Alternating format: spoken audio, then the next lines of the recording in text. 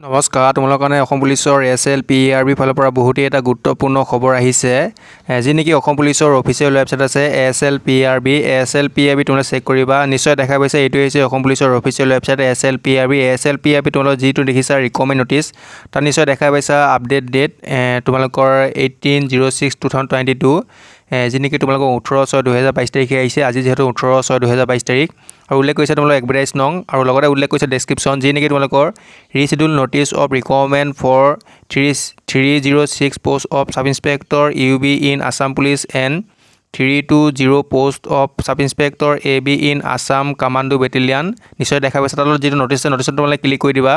Click কৰি দিয়াৰ লগে লগে তোমালোকৰ নটিছখন ডাউনলোড হৈ যাব। নিশ্চয় দেখা পাইছা এইখন হৈছে নটিছখন। তোমালোকক মই আগৰ ভিডিঅ'ত কৈছিলোঁ যে তোমালোকৰ যিনি sub inspector AB and sub inspector UB post আছিল সেই পোষ্টসমূহ যিহেতু তোমালোকৰ PST এণ্ড PET 20 তাৰিখে হ'বলৈ গৈ আছিল আৰু যিহেতু তোমালোকৰ পিছুৱাই দিছিল তাৰ সন্দৰ্ভতে নটিছটো আহিছে আৰু মই তোমালোকক কৈছিলোঁ যে তোমালোকৰ নটিছ আহিব বুলি SLPRB ভিজিট কৰিব দিছিলোঁ আৰু নিশ্চয় তোমালোকৰ নটিছ আহিছে।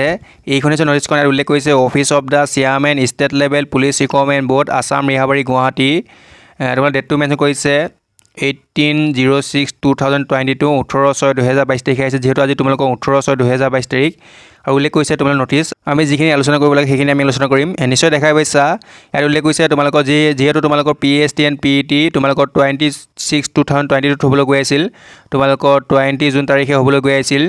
যিসকলৰ 20 জুন তাৰিখে তোমালোকৰ PST এণ্ড PET আছিল তোমালোকৰ হ'ব 27 জুন 2022 আৰু যিসকলৰ 21 জুন তাৰিখে আছিল তোমালোকৰ হ'ব 28 জুন তাৰিখে আৰু যিসকলৰ 22 জুন আছিল তোমালোকৰ হ'ব 29 জুন তাৰিখে যিসকলৰ 23 জুন তাৰিখে আছিল তোমালোকৰ হ'ব 30 জুন তাৰিখে যিসকলৰ 24 জুন আছিল তোমালোকৰ হ'ব 1 জুলাই তাৰিখে আৰু যিসকলৰ 25 জুন আছিল তোমালোকৰ হ'ব 2 জুলাই তাৰিখে।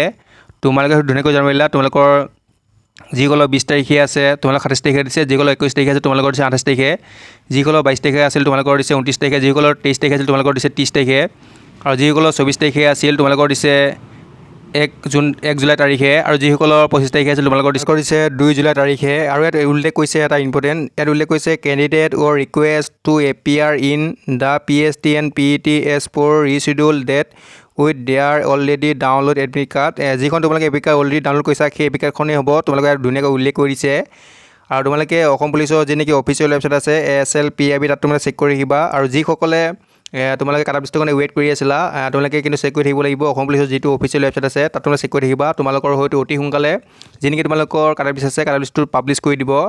তোমালোকে ধুনীয়াকৈ চেক কৰিব পাৰিবা আৰু তোমালোকৰ নিশ্চয় ডাউট ক্লিয়াৰ হৈ গৈছে। তোমালোকে হয়তো বহুতেই ভাবিবা যে তোমালোকৰ এডমিট কাৰ্ড এতিয়া ডাউনলোড কৰিব লাগিব নেকি, কোন ধৰণৰ লাগে তোমালোকক অলৰেডি কৰি দিছে যে তোমালোকৰ যিখন এডমিট কাৰ্ড আছে সেই এডমিট কাৰ্ডখনেই হ'ব তোমালোকৰ আৰু যিহেতু তোমালোকৰ ডেটটো ধুনীয়াকৈ মেনশ্যন কৰিছে যাৰ যিমান তাৰিখে আছে তোমালোকে গুচি যাবা। ভিডিঅ'টো ইমানখিনি আছিল, ধন্যবাদ, নিজে লগ পাম।